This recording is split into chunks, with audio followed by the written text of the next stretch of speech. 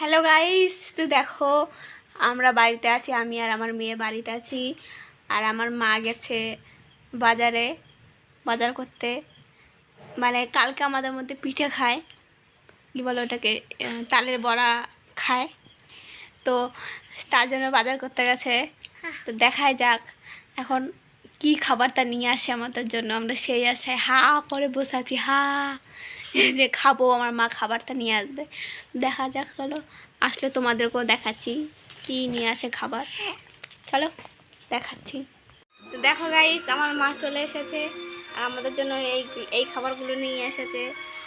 আর আমার মেয়ে তো খাবার দেখা দুই হাতে দুইটা নিয়ে লাফালাফি করতেছে। এক আচার খাইছে, মাথায় লাগিয়েছে। কি কব, কিছু করার নাই।